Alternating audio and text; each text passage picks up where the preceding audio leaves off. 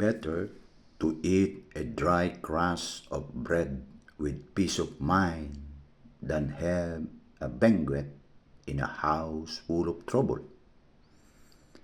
A shrewd servant will gain authority over a master's worthless son and receive a part of the inheritance. Gold and silver are tested by fire, and a person's heart is tested by the Lord. Evil people listen to evil ideas, and liars listen to lies. If you make fun of poor people, you insult the God who made them. You will be punished if you take pleasure in someone's misfortune. Grandparents are proud of their grandchildren, just as children are proud of their parents. Respected people do not tell lies, and fools have nothing worthwhile to say. Some people think a bribe works like magic. They believe it can do anything. If you want people to like you, forgive them when they wrong you. Remembering wrongs can break up a friendship. An intelligent person learns more from one rebuke than a fool learns from being beaten 100 times.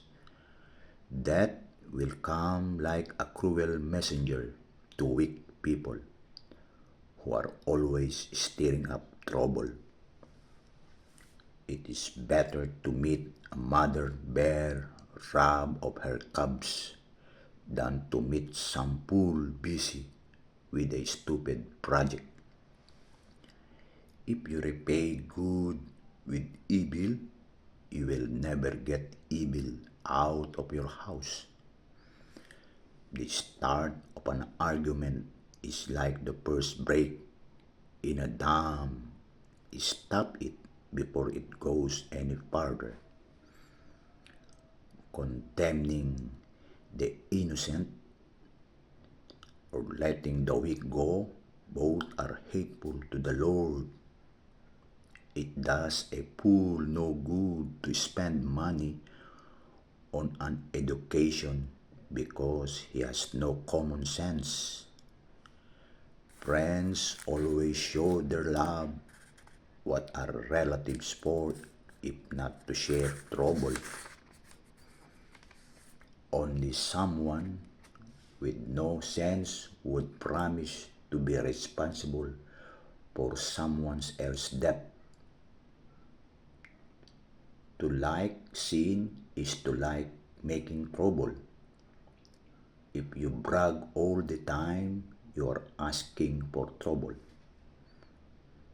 Anyone who thinks and speaks evil can expect to find nothing good, only disaster.